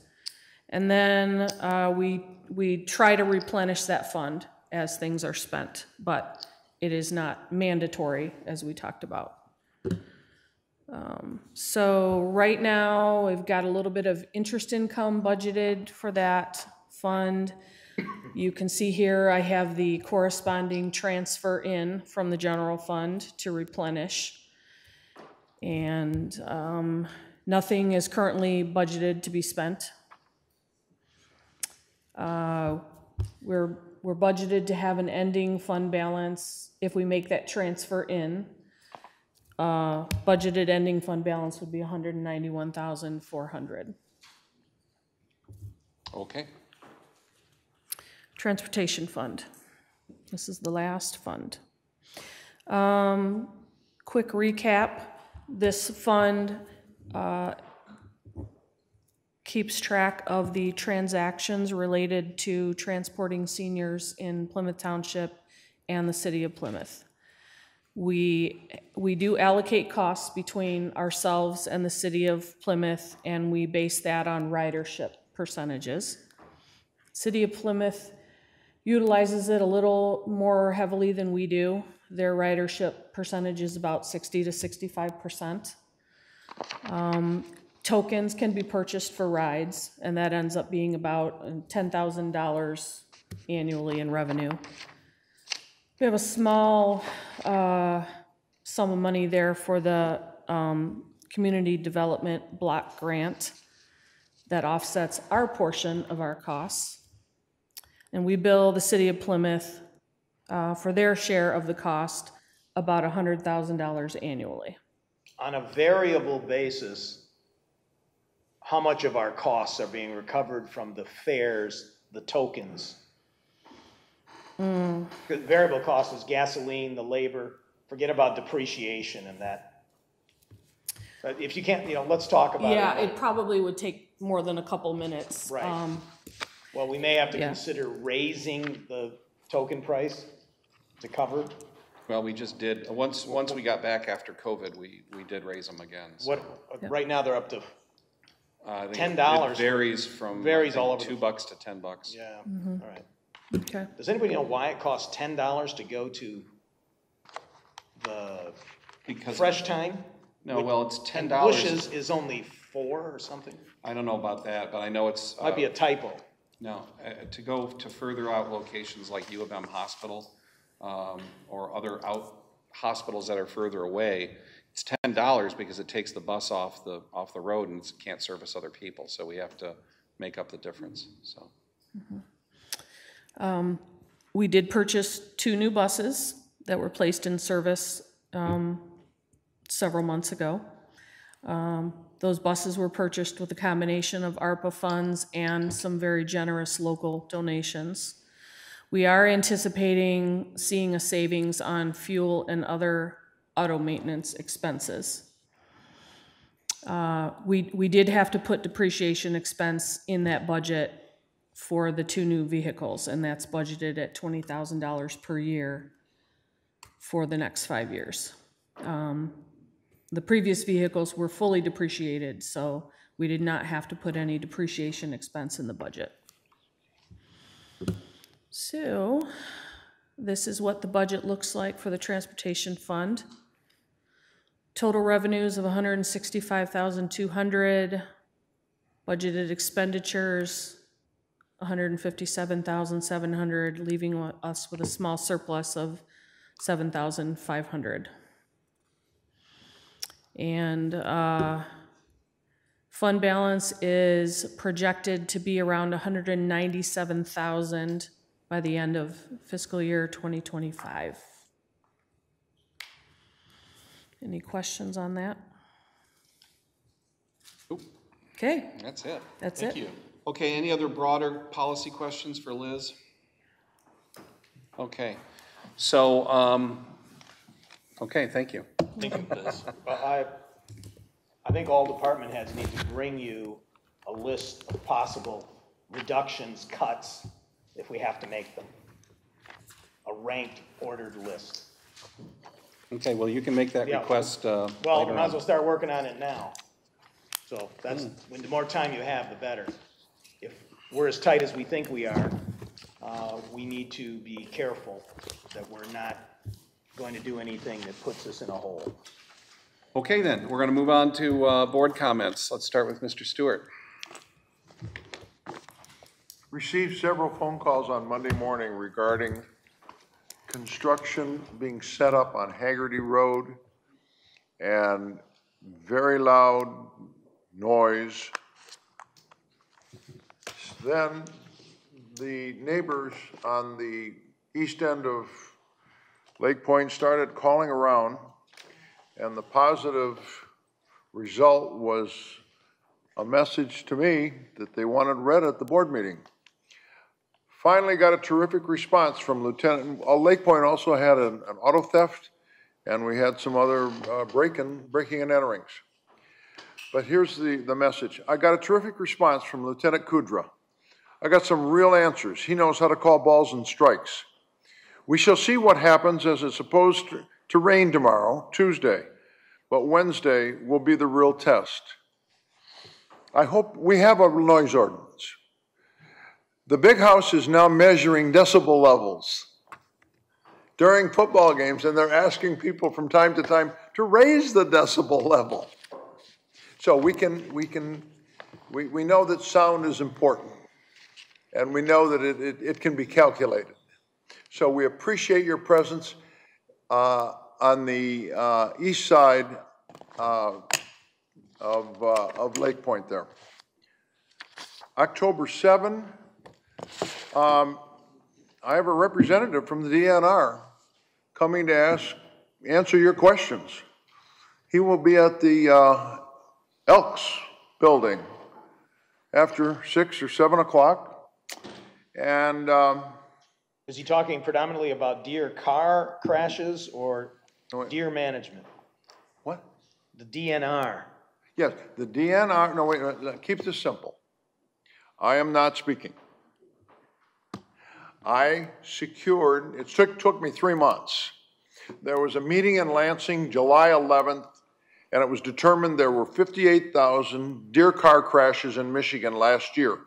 20 of them resulted in fatalities. I have pictures of a 10-point buck that was just harvested on 5 Mile. Now, deer are wonderful, and they're also big business in Michigan. The gentleman that is coming has his bachelor's degree, master's degree in wildlife management. He worked for Indiana Department of Natural Resources for 6 years. He was hired in the Snyder administration 11 years ago, and obviously he was kept on by Governor Whitmer. Now, his name happens to be Chad Stewart. He is very low-key and soft-spoken, but he is very knowledgeable of his subject. But we got a problem with overpopulation and fewer hunters. But the public is invited. You are welcome to come, and there's no cost to this. Monday night, October 7. Relative to our meeting on October 8,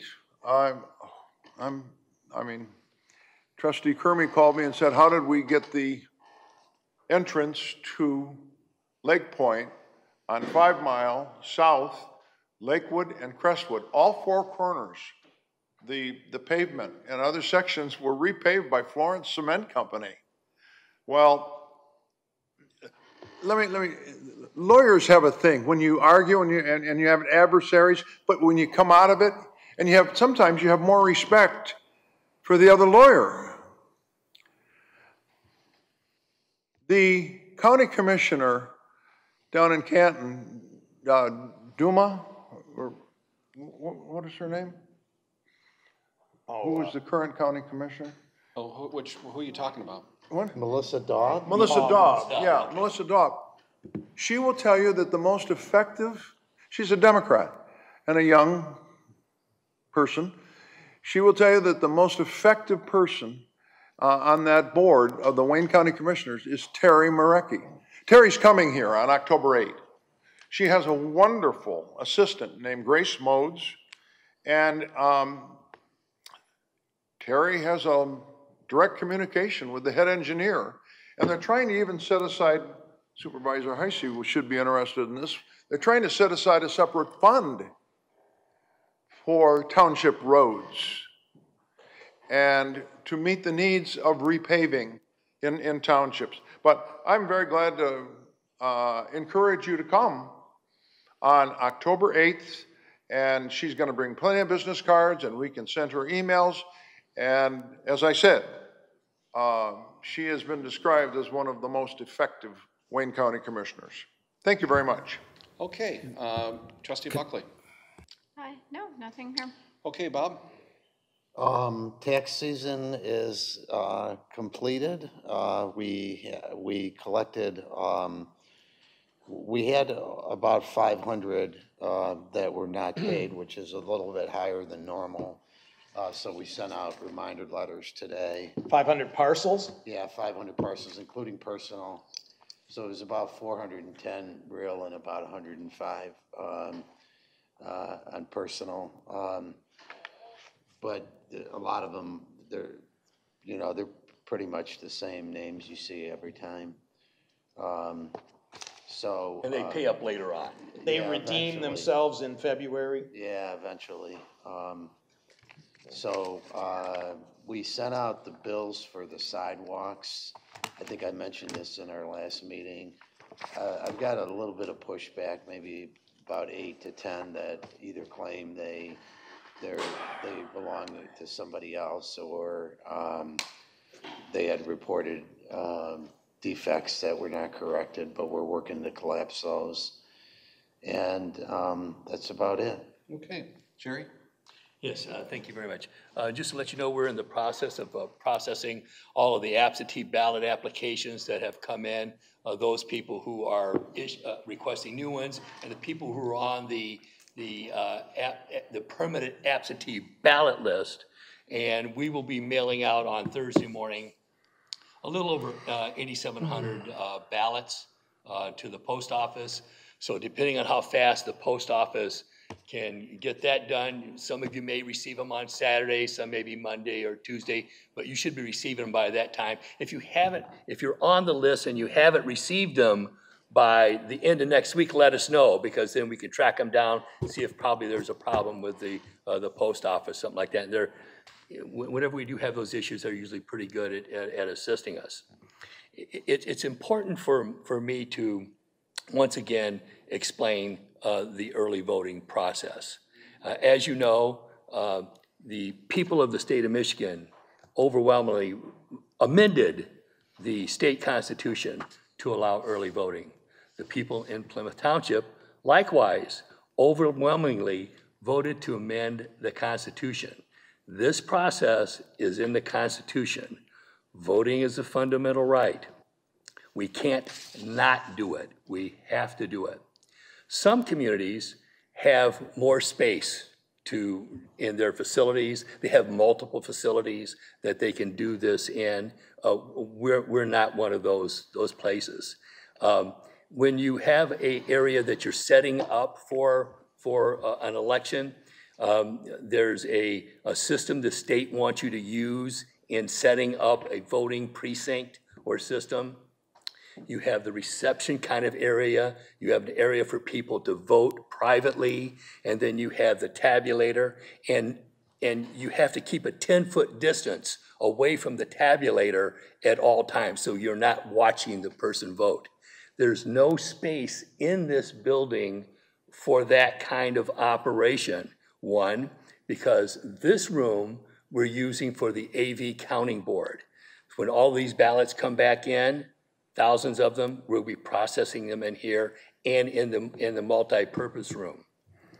When you rent a facility, you're not just renting that for the 9 days.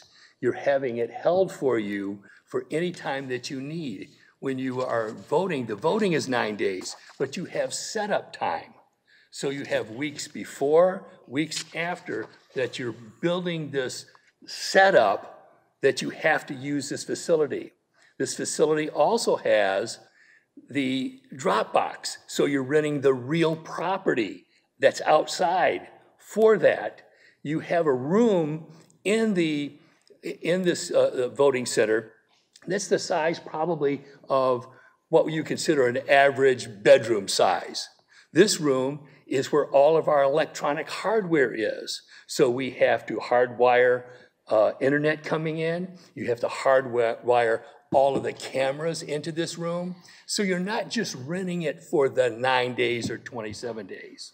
You're renting it for multiple times. And remember, when we first entered on this contract, we believed, and we had to prepare for, because that's the right thing to do, is to do the proper planning. There was an active recall petition going on for the school board.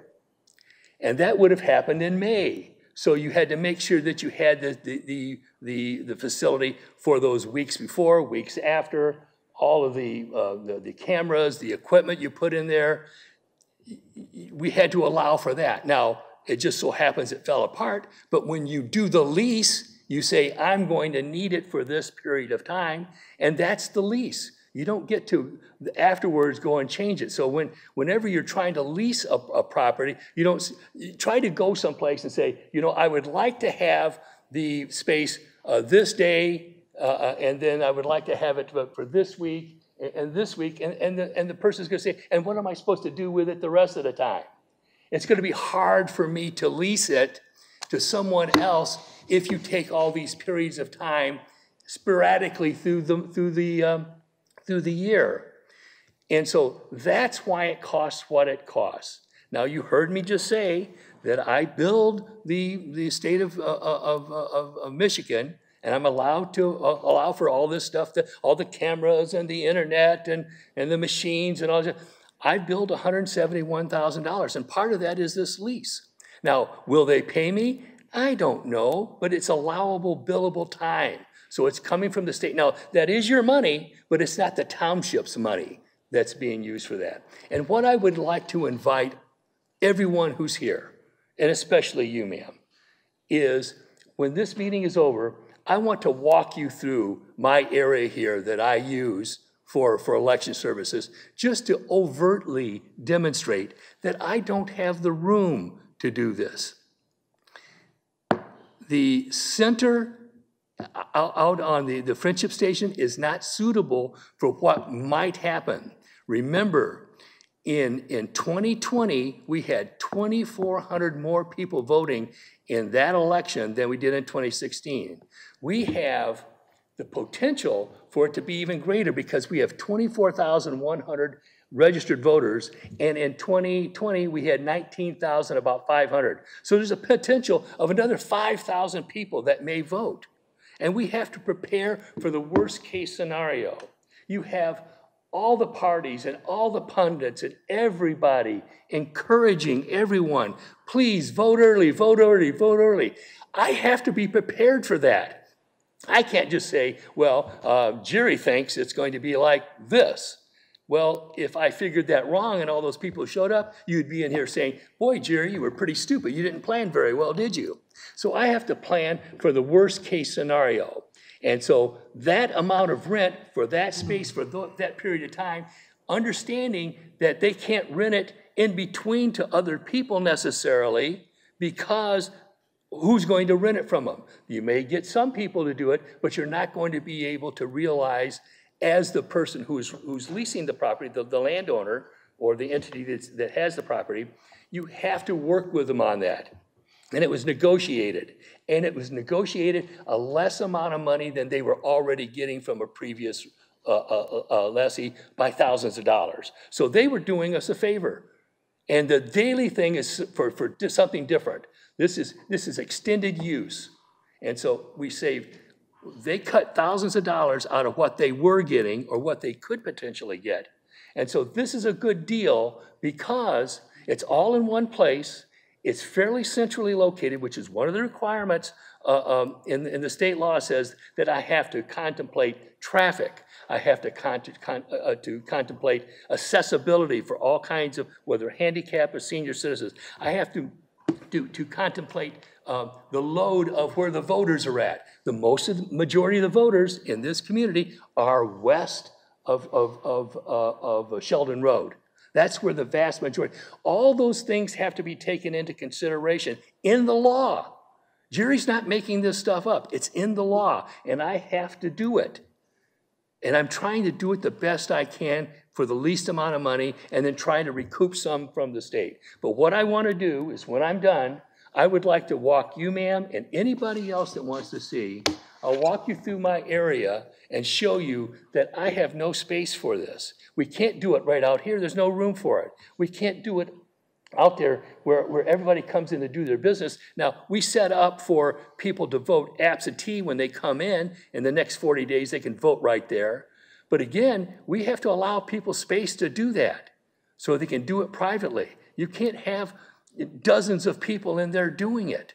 It's just not practical. And so we've done the best we could. I had the assistance of other people on the board. Thank you, Bob, for helping me try to negotiate with other people. But the board voted for this. It's proper, it's fair, it's open, it's transparent, and it's in the Constitution. It's in the Constitution. We can't violate the Constitution of the state of Michigan. So thank you very much for your time. Okay, thanks. Chuck?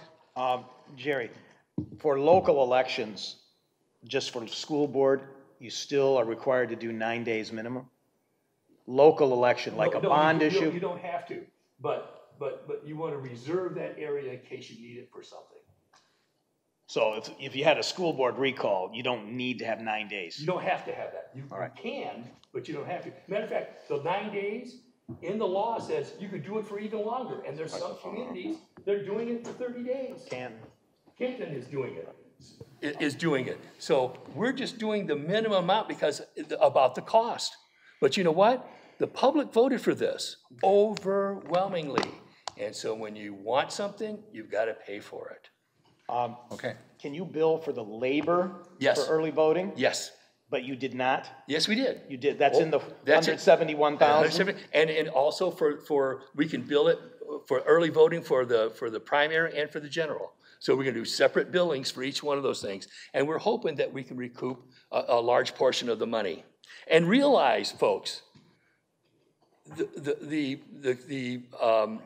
I'm not picking on any party. It just so happens the Democrats own the state. They own the legislature, they own the Senate, and they own the executive branch. They own the Supreme Court, okay? They are the ones who passed the legislation moving the presidential primary that was really for nothing. Maybe I'm crazy, but I think the plan of switching the candidates was a plan that they had all along, and this was just a whole facade. But you know what? It costs a couple $100,000 just for us, and it costs millions of dollars, hundreds of millions of dollars all over the state for nothing because they switched the candidates. And I can't control that. It costs money. Okay, Chuck. Just a reminder, Nell Hydrogen is sending a representative to my Kiwanis Club on Thursday to speak about a potential move to Plymouth Township. Anybody that wants to come, it's at the library. Talk starts at 12:45. If you want lunch, you got to come earlier, noon. Okay, all set? Okay. So our next meeting is going to be October 8th. And currently what we have planned for that night is let me check here, hold on. We're gonna do the trash water budget and the water budget, DDA budget, and the BRA budget. We'll have the public hearing on this Independence Village bond item. We will vote on the Independence Village bond item. We may have some other issues too coming out of PD, but it's still kind of premature on that one. Chief knows what I'm talking about. So we want to let you know about that. October 5th, Saturday, October 5th, is our Shred Day, the very popular Shred Day. This year it's going to be out here. This is what we do jointly with the City of Plymouth. We'll repost everything that's acceptable on the Facebook page and on our website. It just gets bigger and bigger every year. They're now taking small household appliances, not refrigerators or anything, but they're really expanding their reach now into many other items that. Is that on the website now? It might be. I would have to check, but we can get all that up there. So, but that's Saturday, October 5th at 9 a.m. And then Chief Conley, you said that the open house is when? It's going to be a week later this year. It should be on the 12th or 11th, but it's actually going to be on the 19th. Okay, so it's going to be on the 19th for sure. Yes. Okay, good. And what are the times on that? 10 to 2. Okay, so 10 to 2, fire station open house. That'll be right here. We might get a helicopter this year. You never know. Weather permitting, hopefully we get a helicopter. We also have our new fire safety house, the oh yeah, bouncy house. Yeah, the one that was donated. Safety house that the Elks donated to us.